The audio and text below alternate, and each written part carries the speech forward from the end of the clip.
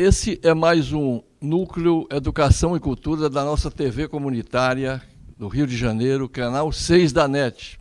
E nós estamos aqui hoje entrevistando, eu diria que trocando ideias com um entrevistador também, aquele que é jornalista e radialista, o nosso Luiz Augusto Golo. Foi da Rádio Nacional, foi de dezenas de grandes emissoras aí, e também trabalhou em Brasília, assessor parlamentar. Meu bom dia, Golo.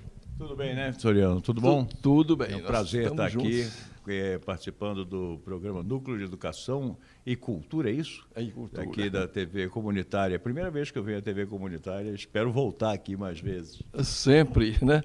Golo, você tinha um programa na Rádio Nacional que eu tive a honra também de comparecer, juntamente com Modesto da Silveira.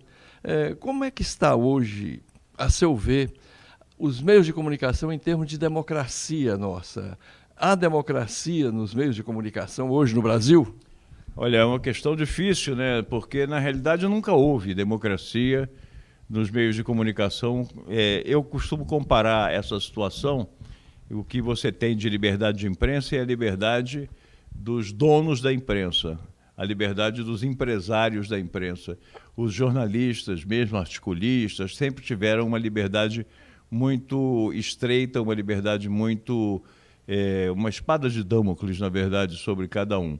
Você era colunista de um jornal, você podia escrever, mesmo durante o regime democrático amplo, você podia escrever o que você quisesse, mas você tinha de seguir a orientação maior do dono do veículo. É verdade que naquele tempo também dessa democracia plena, o dono do veículo era o empresário do ramo das comunicações, então era mais fácil com Samuel Weiner, você negociar com Samuel Weiner e mesmo com o Assis Chateaubriand, do que negociar, por exemplo, com o Roberto Marinho, que também era da comunicação, mas tinha uma posição mais à direita, ou com o Mesquita, o Frias, essa turma. Eu noto, Golo, que existe o que você chamou aí a linha editorial, mas é impressionante. Eu tinha um amigo chamado Evaldo Diniz, que era jornalista também, escrevia no Jornal do Comércio e na Tribuna da Imprensa, América Hoje e América Livre, era o nome das suas colunas. E ele dizia que, de verdade, a grande imprensa não é grande imprensa, é um grupo empresarial, né, que, na verdade, vende anúncios. Quer dizer, eles colocam a linha editorial e dali não pode ter divergência. Então, a gente vê que o que sai, por exemplo, na Bandeirantes, é o mesmo que sai na Globo. Eles selecionam. Você não vê nenhuma notícia boa sobre Cuba, nenhuma notícia boa sobre Venezuela, sobre o eixo do mal, né, que o Bush chamava, assim chamava. É impressionante como é que eles conseguem isso. E agências de notícias também. Enquanto Barbosa Lima falava, coisas também que era, sobretudo, replicado pelo Neiva Moreira, saudosos, né? Dois companheiros saudosos, que enquanto nós não montarmos e tivermos atuando uma agência de notícias sob o ponto de vista do popular, social, e do lado, sobretudo, do trabalhador, nós não tomaremos plenamente o poder ou conseguiremos manter. É verdade. Você sabe que mesmo com um regime capitalista franco e aberto, que não é o nosso, mas que tivesse um respeito à pluralidade de opiniões, ou que tivesse respeito à individualidade e aos direitos de cada pessoa, aos direitos até de discernimento da vida, de entendimento das coisas, você entenderia uma realidade de imprensa com várias revistas diferentes, com enfoques diferentes, jornais diferentes.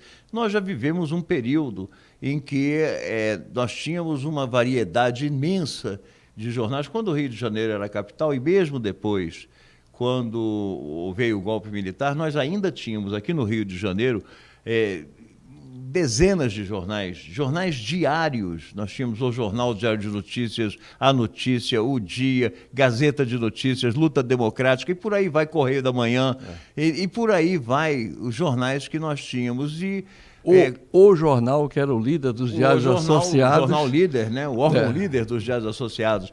Bem lembrado. E as revistas? Vamos lembrar aqui para o nosso telespectador, sobretudo essa juventude que está aí, não sabe que existiu o Cruzeiro, né? O Cruzeiro, Manchete, essas coisas aí. Mas o Cruzeiro que foi o primeiro, né? A primeira revista.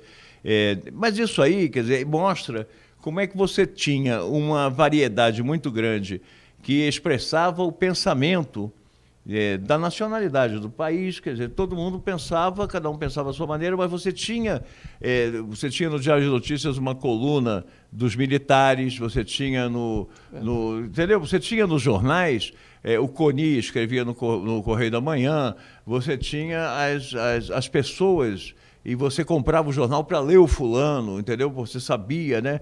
Depois, com o tempo, com a ditadura, o empresariado da imprensa ou foi asfixiado ou aderiu, e por isso nós temos hoje esse cenário lamentável. O Milor Fernandes já dizia isso, né? Imprensa é oposição, o resto é armazém de secos e molhados. E hoje nós só temos o armazém de secos e molhados, por isso a publicidade é quem manda e a imprensa depende tanto do governo, que é o maior anunciante da imprensa em geral, né? Golo, você falou sobre a ditadura empresarial, sobretudo, militar, porque hoje a gente pode dizer que os militares acordaram que eles eram realmente forças armadas, força. Mas o poder mesmo era o grande capital. De verdade, aqueles golpistas se perceberam subservientes de um interesse maior. E, infelizmente, esse interesse maior que predominava era, sobretudo, o capital internacional, estrangeiro, portanto. Como nós estamos vendo hoje, né? Nós estamos aqui conversando e o Senado está lá tentando tirar a Petrobras do pré-sal em nome de quê? Não é em nome de nenhuma ideologia nossa, não é em nome de nenhuma corrente do pensamento brasileiro, mas é em nome apenas dos interesses das antigas 7 irmãs, que hoje nem sei quantas irmãs são mais. Né? Na década de 70 ainda eram 7, agora eu já não sei mais quantas são, quantas sobreviveram nisso aí. Mas a verdade é essa, né? Ô Golo, deixa eu só colocar para o telespectador, isso que o Golo está falando se refere ao projeto 131 de iniciativa do senador José Serra, que permite o petróleo brasileiro ser todo ele leiloado na área do pré-sal, que vale cerca de 14 trilhões de dólares, de tal forma que quem ganha o leilão, na forma da legislação de Fernando Henrique Cardoso, tem direito a explorar esse petróleo e fazer com ele o que quiser.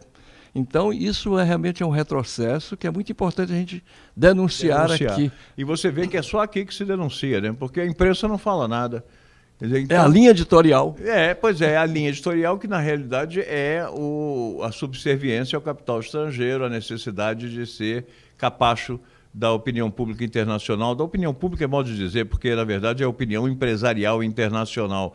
E isso leva a uma outra questão, Soriano, que eu vi alguém do MST, que não é o João Pedro Stedley, mas alguém da liderança do MST, falou outro dia que, antes mesmo de se falar em reforma agrária no Brasil hoje, a gente precisa falar de uma regulação da mídia, de uma reforma dos meios de comunicação, de uma maior liberdade, maior oxigenação e transparência nos meios de comunicação. Isso foi anunciado algumas vezes desde 2003 pelo Lula. Houve uma tentativa de abrir linhas de crédito para novas editoras, coisas assim, através do BNDES. Isso foi abortado por pressão exatamente das empresas editoras.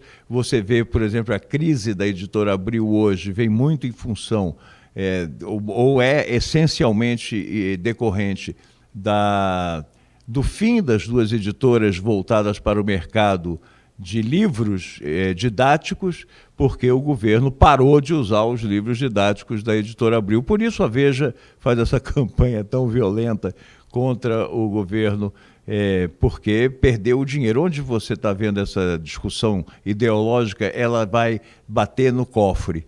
sempre. Não há ideologia alguma vindo dos irmãos Marinho, vindo do Frias, vindo de quem quer que seja. Não há ideologia ali, apenas o cofre e o interesse financeiro e monetário. Ô Golo, você é um jornalista de grande experiência. A pessoa, um comunicador, trabalhar num Congresso Nacional, conforme você também foi assessor parlamentar, sabe de muitas coisas. Inclusive, no trabalho de repórter, você já viu também muitas tragédias, muitas coisas bonitas, boas também. Mas você falou da época do regime de força ditatorial. Quem você acha que lucrou e quem perdeu? Primeiro, no âmbito da imprensa.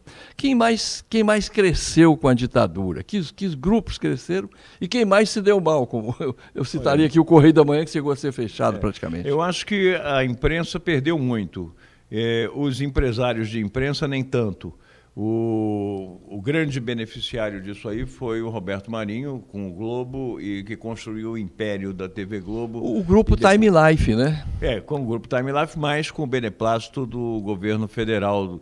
Eu me lembro, inclusive, que o Saturnino Braga era deputado e foi responsável na CPI, eu não me lembro se na CPI na Câmara, não me lembro se ele era presidente da CPI ou relator, da CPI do Time Life, do acordo Time Life, que era a CPI que investigava esse acordo espúrio do Roberto Marinho com uma empresa norte-americana, o que era contra a Constituição e continua sendo contra a Constituição brasileira. E o Saturnino Braga caiu em desgraça de tal forma no Globo que, até ele ser prefeito do Rio, ele não saía no jornal O Globo, não aparecia o nome dele, foto, nada, porque ele tinha sido responsável pela investigação desse acordo Time Life.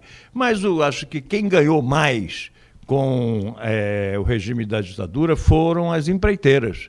E nós estamos vendo isso hoje. As empreiteiras, elas começaram a ascensão na economia brasileira, eu acho que no período Juscelino, com a Construção de Brasília e outras obras que vieram, e chegaram ao auge do seu desenvolvimento e da sua influência durante a ditadura militar, desembocando nesse período atual, em que todo mundo diz que há uma roubalheira desenfreada, ou seja, que essa roubalheira sempre houve. O que está havendo agora é que está se denunciando. E é curioso que a imprensa não denuncia, ela é seletiva na denúncia da roubalheira, do suborno, desse tipo das delações premiadas. As delações premiadas só visam apenas um lado da história, o outro lado todo mundo é santo.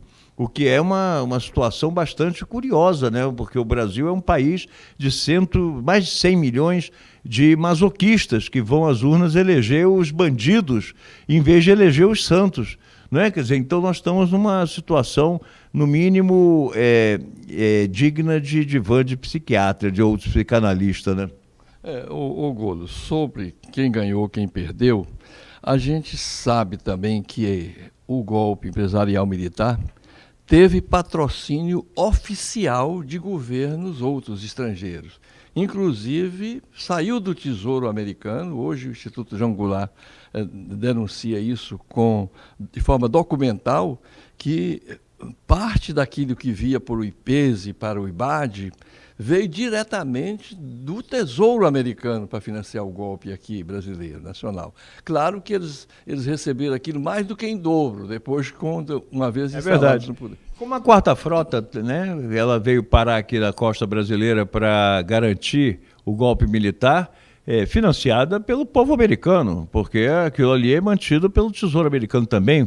E a verdade é que o Instituto João Goulart vem resgatar em boa hora uma luta muito nobre, que é a luta pela verdade histórica do período em que o presidente João Goulart esteve à frente do país. A gente fala, por exemplo, das reformas de base do Jango, e nenhuma das reformas de base do Jango até hoje foi contemplada, qualquer uma delas, nenhuma delas foi contemplada até hoje, e elas estão na agenda embutida da sociedade brasileira e do país, porque o regime militar demonizou o Jango, demonizou Brizola, demonizou o trabalhismo, como o trabalhismo, aquele trabalhismo antigo, né, do PTB antigo.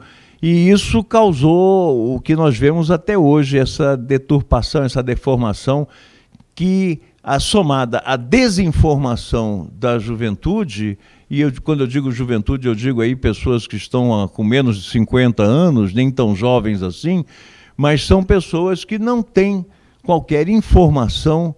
Se você perguntar, você sabe como é que era o governo João Goulart? Você sabe por que o Jango caiu? Ah, porque ele era comunista. Não, ele não era comunista, ele era dono de gado, ele era estancieiro. Como é que ele era comunista, né?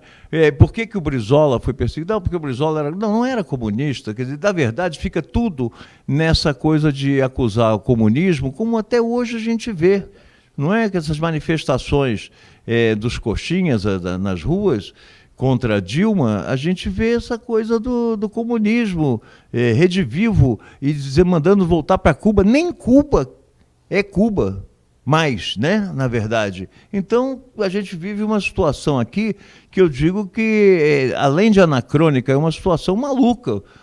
Um povo que está pedindo a volta dos militares ao poder.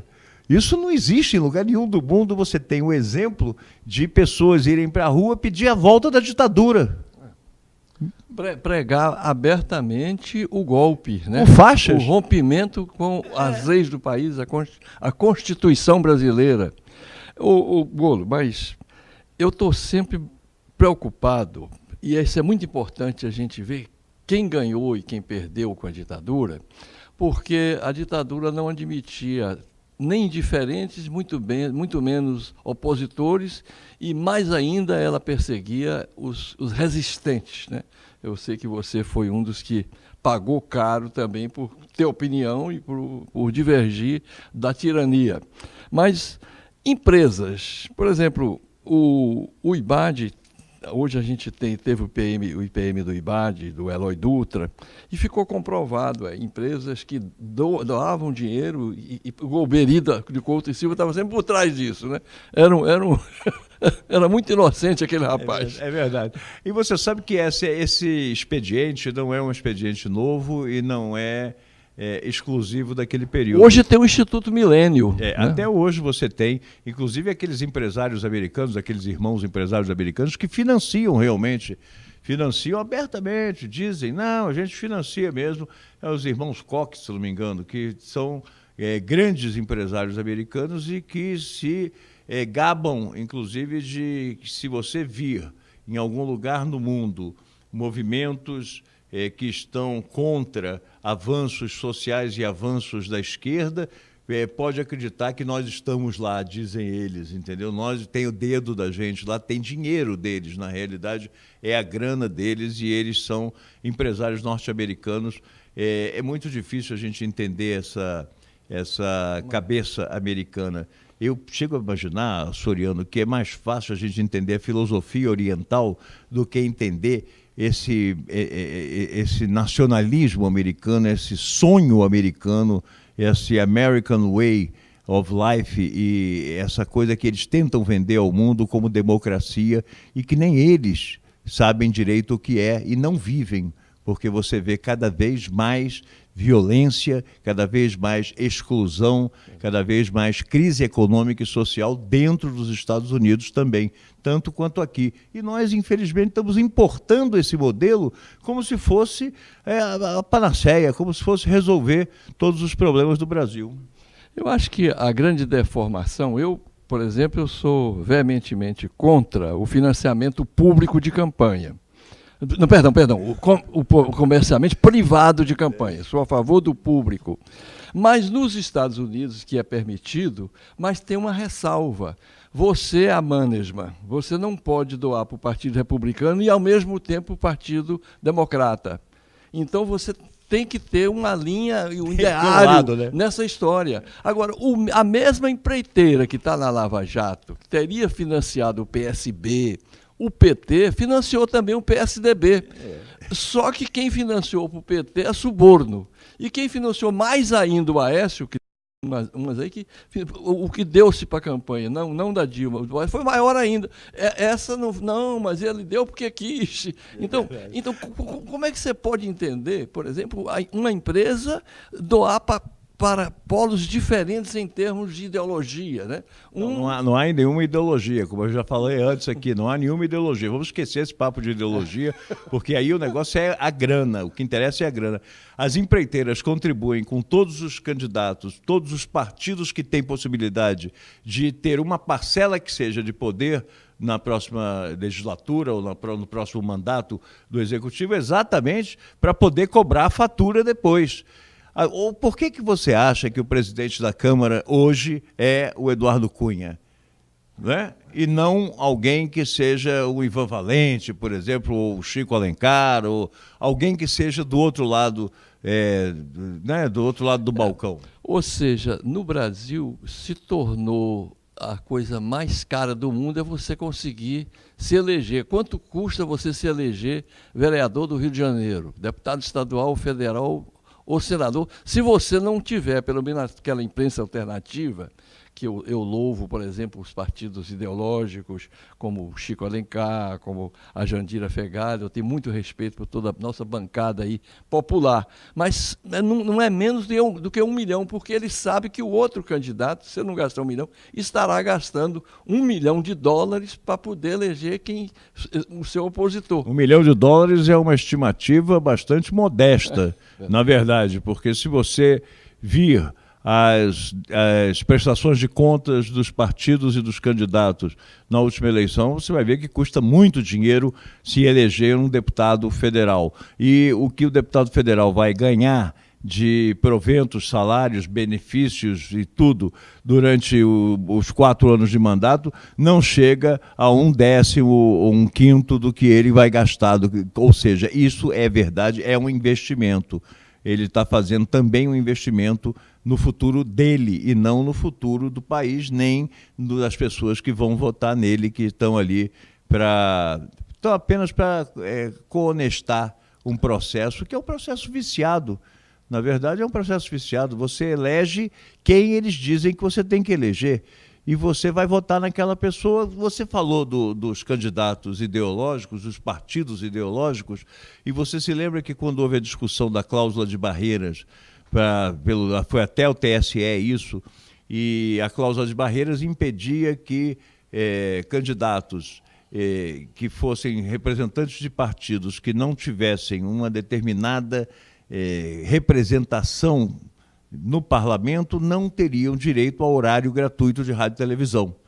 O que quer dizer, acaba com a campanha do cara, porque ele não tem dinheiro, ele já não tem dinheiro, já é um partido pequeno ideológico, aí breca o acesso à rádio e televisão, ele não vai ter condições de chegar até você, que é o eleitor. Então, eliminaram isso aí e tiraram da cláusula de barreiras, isso no momento inicial, depois liberaram tudo, voltou a salada que é hoje, né? Os partidos ideológicos e os partidos históricos, ou seja, PCdoB, o Partido Verde, eram partidos que tinham garantido o seu acesso por serem partidos legítimos, representantes de um pensamento, representantes da história do Brasil, não tanto o Partido Verde, mas o PCB, mas o Partido Verde como uma linha que era recente na época, não tinha tido tempo ainda de se fixar na constelação de siglas e legendas que compõem o nosso céu. Tem muito mais do que na bandeira nacional, né? Na bandeira você tem 27 estrelas, né? E você tem mais de 30 partidos e não param de pedir registros de novos partidos aí, o que quer dizer que isso é um bom negócio. 2 bons negócios, né, aqui no Brasil: fundar partido político e abrir igreja, né, criar igreja. São 2 bons negócios porque você tem um futuro relativamente tranquilo, garantido, com isenção fiscal, inclusive, né? Ô Golo, você trabalhou em Brasília. Vamos falar um pouquinho de coisas assim engraçadas. Dizem que teve um IPM lá, no inquérito parlamentar, em que se apurava, mas você ganhou tanto dinheiro, você vendeu aí o seu voto para a reeleição de Fernando Henrique, que diz que custou para cada deputado cerca de R$100 mil ou R$200 mil, para ele, enquanto presidente da República, valendo a regra para ele mesmo poder se recandidatar, né? E aí o deputado falou, não, a gente precisa mesmo para gastar, mas em que você gasta tanto dinheiro que você não está... Assim... Aí ele disse, não, aqui são os bordéis mais caros do Brasil, são os de Brasília.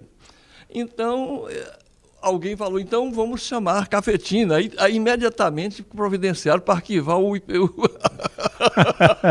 Você sabe que quando o Arruda, Zé Roberto Arruda, era governador do Distrito Federal e acabou afastado, né, naquele escândalo do mensalão do DEM, lá em Brasília, e foi flagrado uma grana lá, uma coisa lá de uma quantia assim, astronômica, e a explicação que ele deu para gastar aquele dinheiro foi que comprou panetone para distribuir no fim de ano.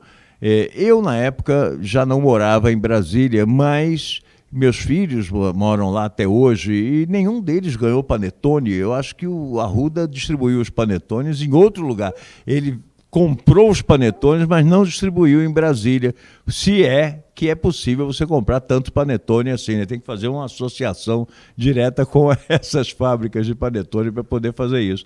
Mas isso faz parte do folclore, na verdade é o folclore, né? Você tem deputados federais que venderam o seu voto por R$200 mil, outros que venderam por R$600 mil e outros que até deram o voto de graça porque esperavam colher mais tarde, estavam semeando para colher mais tarde e colheram ou não, isso não importa, mas o governo Fernando Henrique era um governo que tinha palavra, então ele deve ter honrado os compromissos assumidos com todos eles, tanto que você vê que ninguém reclamou, ninguém foi denunciar na imprensa, ninguém foi sequer aos veículos de imprensa alternativa denunciar que foi aliciado ou foi assediado, ou lá o que seja, pelo pessoal do Fernando Henrique para votar a emenda constitucional da reeleição que beneficiou ele próprio, né? Nós temos hoje um tema extremamente polêmico, que é a diminuição, né, da maioridade penal.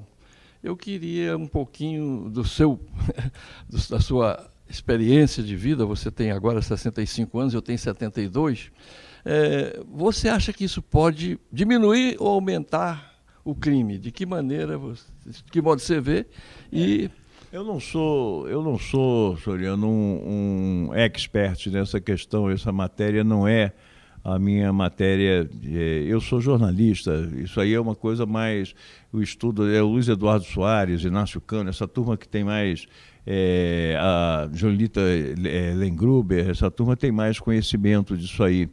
Mas, de qualquer maneira, o que eu tenho visto, o que eu tenho lido é que a redução da maioridade penal aumentará o genocídio da população preta, pobre, favelada do Brasil inteiro, não do Rio de Janeiro apenas pacificado pelas UPPs, mas do Brasil inteiro, onde nós temos visto, uma hora é em Salvador, no Cabula, outra hora é aqui no Jacarezinho ou no Complexo do Alemão, outra hora é em São Paulo, e você vê que esses crimes são crimes fardados, são crimes cometidos por agentes do Estado, deliberadamente, propositadamente, sem que qualquer autoridade seja responsabilizada, seja criminalmente responsável por isso e seja punida por esse tipo de... Ao contrário, o que a gente vê é a absolvição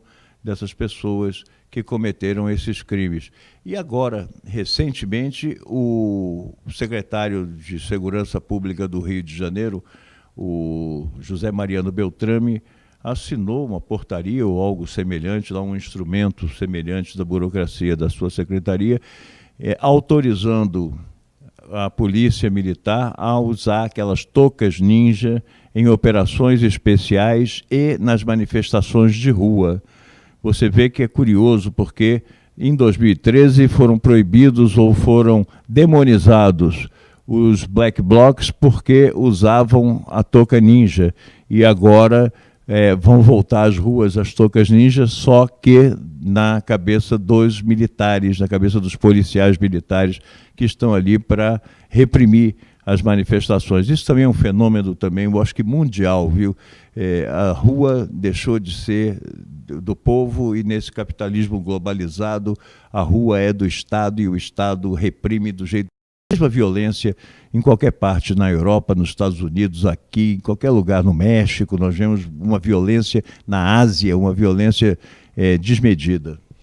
Na verdade, quem tem 16 anos, 17, vai igualmente preso, só que o número de anos de cadeia que ele pegaria por um crime é menor do que se ele tivesse 18 anos.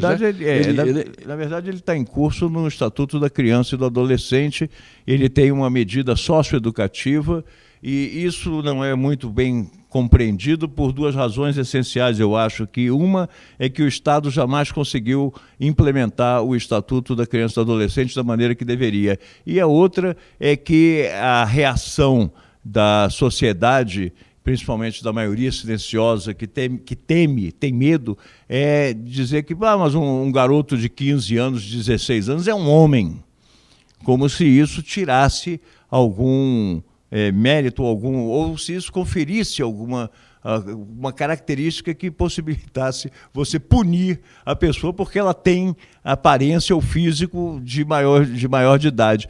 Isso aplicado de uma outra forma bastante perversa seria você dizer que o sujeito estuprou a menina de 14 anos porque ela não parecia ter 14 anos, ela parecia ter 18, entende? Quer dizer, é uma maneira de você dizer que nós temos que ser pigmeus, temos que ser todos menores de idade para poder parecer menores de idade e físico de menor de idade, esse tipo de coisa que é muito perverso, na verdade. Eu raciocino também assim, que um dos argumentos favoráveis à redução da maioridade penal é que a pessoa,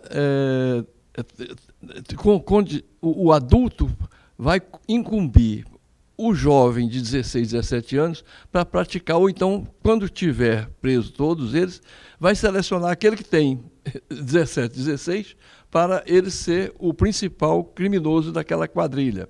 Mas quem poderá? Esse mesmo raciocínio vai servir também para quando tiver a maioridade penal do 16, essa pessoa não jogar em quem tem 14. Aí depois nós vamos descer então para 14 anos, aí nós vamos descer depois para 12 anos. Aonde é que nós iremos parar, se for esse o raciocínio? O Laerte Bessa, que é deputado federal lá no Distrito Federal, pelo Distrito Federal, e foi chefe da Polícia Civil do Distrito Federal do governo Joaquim Roriz, deu uma entrevista muito polêmica, se eu não me engano, à BBC, em que ele diz que essa tendência da redução da maioridade penal é uma tendência irreversível e não será apenas para reduzir para 16 anos, mas para 14, para 12, para 8 e chegar, inclusive, ao ponto de você detectar na concepção e na gravidez, na gestação, você já detectar o gene criminoso e você impedir ali a gestação de um futuro criminoso. Isso é para lá de lombrosiano, né? Quer dizer, o raciocínio dele é um raciocínio bastante... É tão esdrúxulo que o repórter, que é um repórter estrangeiro, europeu, o repórter... O senhor está falando sério, deputado? E a gravação dessa conversa por telefone estava até no Facebook, ele disse, e ele não respondeu, ele encerrou a ligação ali, porque ele deve ter percebido que tinha falado uma barbaridade, né? Uma coisa absurda, então ele encerrou. Mas a verdade é que você tem a criminalização crescente e na idade ela é decrescente, entendeu? Quer dizer, na verdade você está aumentando, você criminaliza tudo. Você criminaliza essa lei antiterrorismo que vem aí, que já está... É uma lei que criminaliza manifestações de rua, os professores da rede pública e da rede privada de ensino não poderão fazer as suas greves, como costumam fazer, e sair pelas ruas lá do Clube Municipal na Tijuca, caminhando ali pela Doc Lobo. Não poderão fazer isso aí porque enfrentarão a lei antiterrorismo como se eles fossem terroristas e serão combatidos por PMs com toucas ninja e bala de borracha, e gás de pimenta, e bomba de gás lacrimogêneo e tudo mais. Quer dizer, o que é isso? Você está criminalizando qualquer manifestação das pessoas. Eu acho, Soriano, que isso é uma resposta do Estado, que é o Estado é autoritário mesmo, é uma resposta ao avanço das mídias alternativas, ao avanço da mídia ninja, ao avanço das comunicações pela internet, pelas redes sociais, pelas mídias sociais. Qual é a que você tem de bloquear isso aí? Você não consegue bloquear.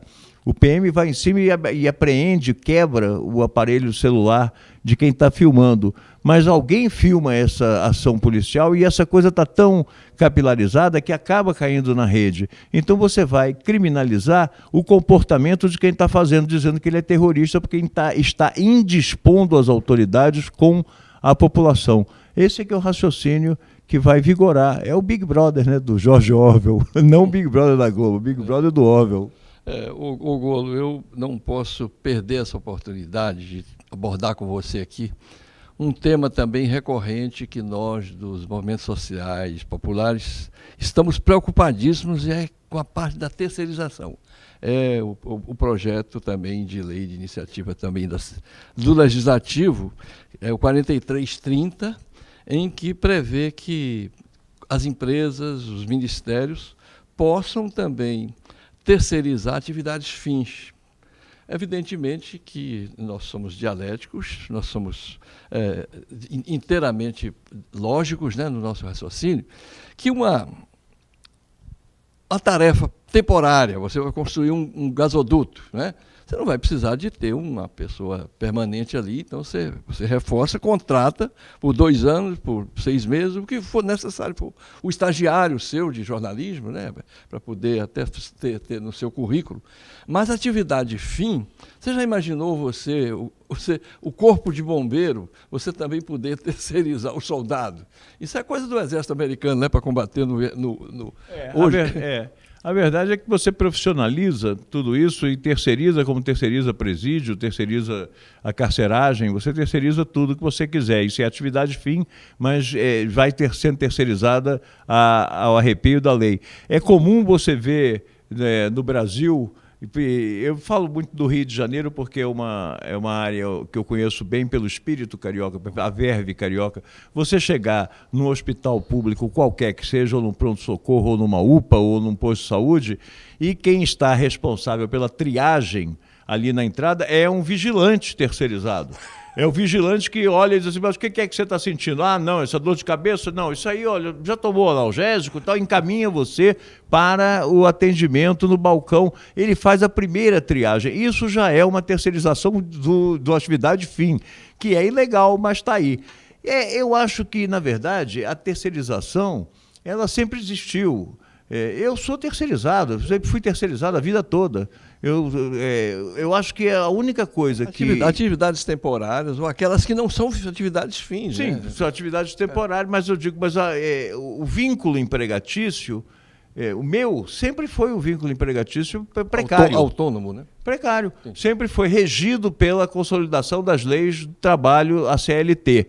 Então, eu acho que isso é o único ponto, esse é o único ponto capaz de unir a massa brasileira, a população brasileira nas ruas, se houver uma ameaça ao CLT, as conquistas, que são conquistas de 6, 7 décadas atrás, que vêm ao longo do tempo se consolidando e que hoje são cláusula pétrea na vida das pessoas. As pessoas contam com o fundo de garantia, que já é uma invenção, né, de Castelo Branco, né? De 69, do regime militar, contam com aviso prévio, contam com aquelas coisas todas que são os direitos trabalhistas, o horário de trabalho, o descanso direito semanal, às férias. As férias remuneradas. Nós temos que ver que é o seguinte, nós estamos numa situação aqui no Brasil, em termos trabalhistas, muito à frente de muitos países em volta, inclusive países muito mais avançados, como os Estados Unidos, onde você não tem direito a nada. Previdência péssima, né? Não, você não tem direito a nenhum, direito trabalhista nenhum. Você, para tirar férias, você tem que contratar alguém para ficar no seu lugar e você, não raro, você paga. Mas você, para tirar férias, você tem que juntar dinheiro para você gastar nas suas férias, e você nunca tira férias de um mês.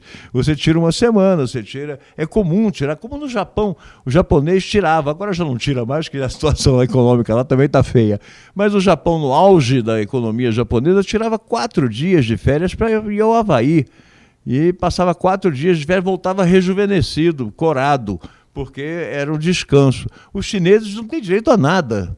Trabalham incessantemente, aliás, os asiáticos ali, aquela região ali dos tigres, né, da Coreia. A Coreia talvez tenha uma situação um pouco melhor, mas ali em volta você vai ver que as relações trabalhistas ali são para lá de leoninas, são escravagistas realmente, né? Como aqui no Brasil. Com certeza. Nós não temos. Aqui no Brasil nós não temos. Nós temos uma CLT que protege os direitos do trabalho. Eu acho que aí, se houver uma ameaça séria a CLT, não vai ser o caso do petróleo que vai botar a gente na rua. Vai botar os petroleiros, vai botar as pessoas do petróleo é nosso, aquela conversa. Mas a CLT, se for mexer ali, eu acho que aí os sindicatos todos, mesmo a força sindical, vai se mexer, porque aí você vai perder muito, vai perder a essência, uma conquista da nacionalidade brasileira. Não, e também o problema do desemprego, né? Para mim, o flagelo mais terrível é você ter uma ameaça, como está vendo agora, as nossas construtoras. Devido ao Lava Jato, o juiz Moro, que tem vários cursos financiados pelo Departamento de Estado americano, você pode consultar lá, o Wikipédia, Sérgio Moro, está lá, os cursos que ele fez de direito criminal, patrocinado pelo Estado americano. A Lava Jato fez também um acordo com a justiça americana para cooperar. E se fosse a justiça cubana, poderia? E se fosse a justiça russa, poderia? Eu acho que não. Acho que... E o teto não cai. Até porque eu acho que a justiça cubana ou a justiça russa, elas não são paradigma, não é? Na realidade, elas não são. A justiça americana, como a justiça francesa, ou mesmo a justiça italiana, a justiça suíça, nós estamos vendo agora, são sistemas judiciários que impõem um certo respeito. E eu acho que eu não vejo nada demais do Sérgio Moro ter esses cursos patrocinados ou em convênio com a justiça americana. O problema é se ele resolver adaptar isso para cá. Essa questão, por exemplo, do domínio do fato, que tem levado à prisão pessoas que são apenas suspeitas, isso vem da justiça peruana, do tempo do Alberto Fujimori, que foi presidente do país e que contra quem não havia provas evidentes, mas que a justiça sabia que ele tinha errado e botou ele em uma situação cautelar com essa alegação, criou essa figura do domínio do fato e condicionada à prova. Essa é que é a questão. Aí é que eu acho que o Moro precisa ser cobrado. É preciso você ter a prova de que aquela suspeita realmente procede. Senão, você fica com essa situação de prender pessoas preventivamente sem nenhuma base, a não ser uma delação, uma coisa assim. Outro dia eu vi o Moro falando num encontro de juízes, aí ele falou uma coisa interessante. Ele disse que é preciso incorporar ao sistema brasileiro essa prisão inicial, essa prisão, quando o crime for grave, prende, que é o que o pessoal está dizendo, está prendendo preventivamente, prendendo... Ele disse, não, é preciso prender, porque o crime é muito grave, então prende, que é para a pessoa não fugir, para a pessoa não interferir, para você... Agora, é preciso você ter isso como um instituto, um instrumento limitado, você não pode tornar isso uma regra do jogo para todo mundo, senão o crime não é tão grave, não é? Quer dizer, a gravidade do crime fica diluída na quantidade de pessoas que são vítimas desse instrumento momento novo. Mas eu acho que a gente está indo, sabe, Soriano? Bem ou mal, eu acho que o Brasil está caminhando. Entre mortos e feridos estão se salvando quase todos, menos as vítimas do genocídio do povo negro. O doutor Barbosa, nas reuniões que nós tínhamos no Modecon, a certa altura ele disse que a incoerência é uma desonestidade. Então, se nós temos 17 partidos envolvidos na Lava Jato, soa como uma partidarização da justiça só um partido ter seu tesoureiro preso. Ladrão tem que ser preso mesmo. Eu diria até que temos que fazer uma cidade só para aprisionar todos os ladrões e também a gente ter lá um castelo só para recolher os tesouros que eles roubaram, restituir. Mas tem que passar limpo todos. Se o PMDB está ali com um maior número até de deputados do que o PT, o PP, o Partido Solidariedade do nosso amigo da Força Sindical, por que os tesoureiros, que é quem trabalha, não estão presos também? Então soa como se fosse uma partidarização da justiça. É verdade. O delator que fez o acordo da delação premiada tem um dedo seletivo. Ele só aponta para onde a justiça pretende que ele aponte. Essa é que é a realidade. Quer dizer, ao invés de você sair... E essa questão do passar limpo, eu tenho para mim eu gostaria que isso fosse a verdade. Eu me sinto melhor pensando assim, que nós estamos caminhando para esse ponto, que vão prender todo mundo, que vão fazer todo tipo de ação judicial, séria ou não, duvidosa ou não, contra as vítimas que estão apontando agora. Mas isso vai chegar num determinado momento, não há como retroceder. Como eu acho que o volume de provas e evidências acumulado contra o presidente da Câmara, deputado Eduardo Cunha, não tem como ser ignorado pelo Supremo Tribunal Federal. Ele vai ter que dar licença para abrir o processo contra ele. E ele terá de ser afastado da presidência da Câmara por força da Constituição, porque ele está na linha sucessória, é o terceiro da linha sucessória. A presidente da República, o vice-presidente e o presidente da Câmara assume a presidência na vacância dos dois. Quando os dois viajam, na verdade, nem é vacância, os dois vão, um vai ao Paraguai, o outro vai ao Suriname, ele assume. Então é preciso você estabelecer, não há como não chegar a ele. E acho que isso faz parte dessa depuração. Eu acho que a gente vai muito devagar nisso aí, mas eu me sinto melhor, volto a dizer, pensando e acreditando que nós vamos passar isso a limpo. Isso vai chegar ao ponto que nós esperamos. Porque se o povo assim os exigir, né? E o povo, o trabalhador, tem ódio, tem horror ao ladrão, porque o trabalhador ele é roubado a cada hora de trabalho dele através da mais-valia. Então, é como aquele motorista do táxi que trabalha para o Pascoal. Pascoal é um homem que dizem que tem mais de 1000 táxis, e diz que tem um político aí da Alta que é sócio dele, né? Então, o Pascoal cobra daquele pobre trabalhador R$230 a diária.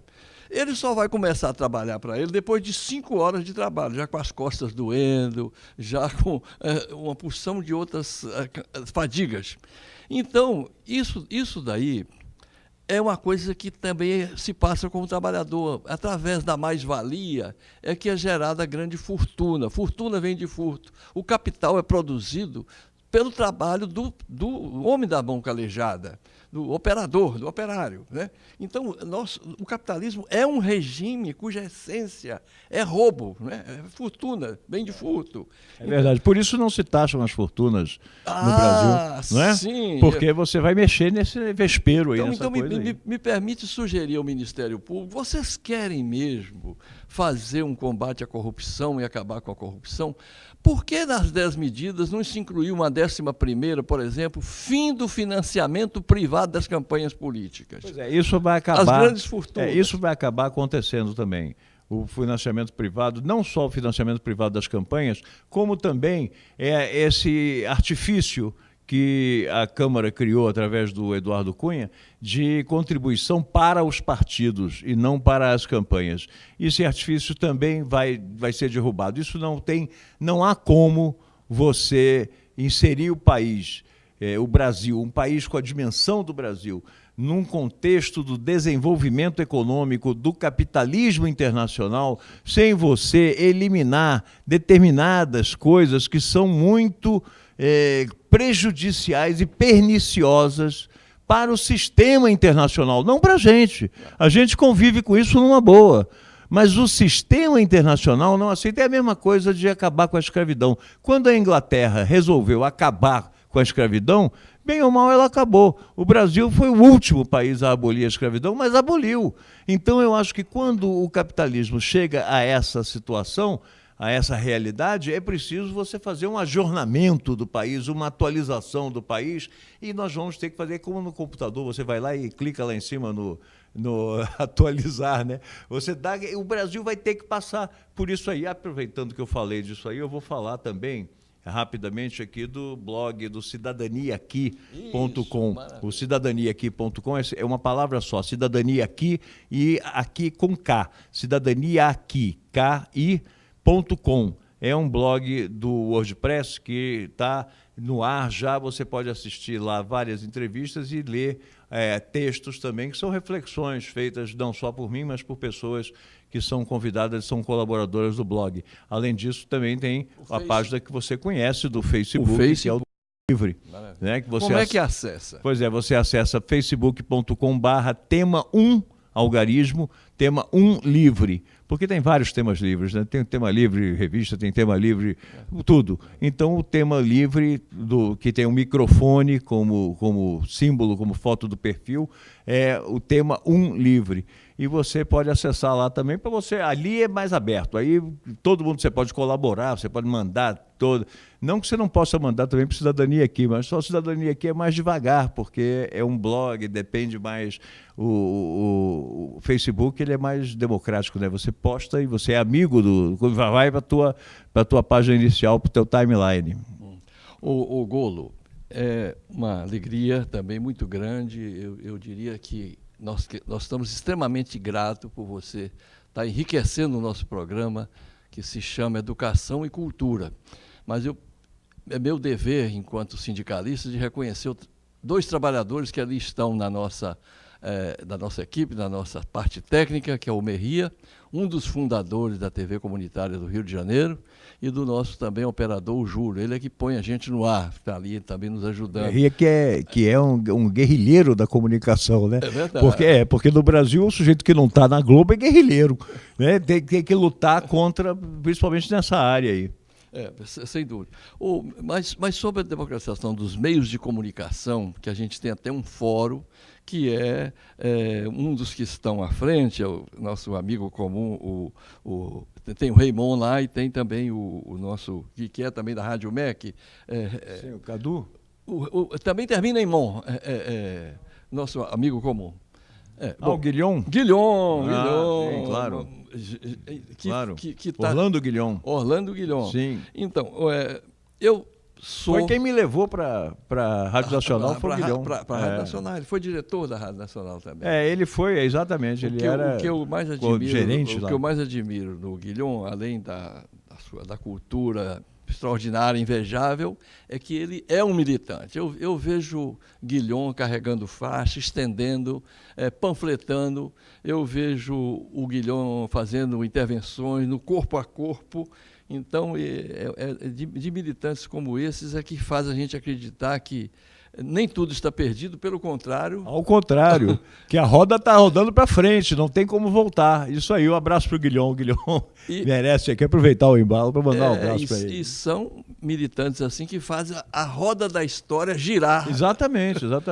Porque também, você sabe que existe uma corrente, acho até filosófica essa corrente, que diz que se a gente não fizer nada, Soriano, se nós não fizermos nada, ficarmos absolutamente parados, estáticos, a roda, ela gira para frente, ela vai girar mais devagar, mas ela gira para frente. Não tem como voltar, como o tempo não volta.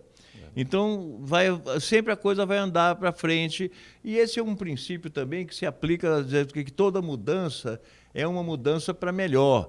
Mesmo que toda crise é uma crise que traz uma realidade nova, e essa realidade nova possibilita novos horizontes, em resumo, novas conquistas, essas coisas todas. Então, eu acho que se a gente não fizer nada, que não é o nosso caso, a roda vai para frente. A gente fazendo, aí a gente só acelera esse ritmo. Mas sobre democratização dos meios de comunicação. Isso que você falou me remete a um estudo da dialética, que é a dialética das mutações, né? Exatamente. O velho sempre cederá ao novo, exatamente, também depois cederá outro dialético, novo. É dialético. As contradições, né? Tem a exatamente, principal, secundárias. Mas então, eu não sou, de jeito nenhum, defensor de Dilma, ou deixando de ser. Já fui mais militante até do PT, mas desde o leilão de Libra eu estou meio afastado. Mas eu tenho, por questão de honestidade pessoal e de estarmos aqui na luta pela democratização dos meios de comunicação, de reconhecer um ato que você citou aí, da verba que não vai estar indo mais para a editora Abril, mas a Dilma assinou um gesto corajoso no final de 2012, criando em todos os 5.590 municípios brasileiros 2 TVs comunitárias populares, como essa que nós temos aqui, que poderá ser retransmitida também de forma que a gente chama digital ou aberta. É o canal digital, né? Isso. E que rádios comunitárias também. Exatamente, que aqui vai ser... Na verdade, as rádios comunitárias já existem. O problema é que você tem uma burocracia tão brava, tão séria, que você, Dentel, Ministério das Comunicações, essa coisa cartorial brasileira. Você falou ainda há pouco dos taxistas, e eu queria lembrar até esse episódio do Uber. Temos meio minuto. Do Uber. Temos meio minuto? Então estamos terminando. Vamos fazer a despedida. Então o Uber fica para o próximo programa. Sem Mas dúvida. você vê os motoristas de táxi combatendo o Uber, e ao mesmo tempo eles têm que pagar R$230 de diária e devolver com o tanque cheio, que é uma incoerência, mas ele é um escravo do sistema, né? É uma escravidão. E é isso aí. Então, olha, nós tivemos aqui o nosso companheiro José Augusto Gold. Não, eu sou Luiz ainda. Luiz Augusto Golo, com 2 L's. E fizemos um gol hoje aqui no nosso... O problema do Fernando Soriano é que ele sempre troca o nome das pessoas. Pois é, Francisco Soriano devolveu. Gostei. Então, um grande abraço e volte sempre. Vamos um grande abraço, muito obrigado. Voltarei sempre que chamado aqui. A casa muito obrigado. É sua e é do povo carioca. TV comunitária cada vez mais comunitária. Legal, um abraço.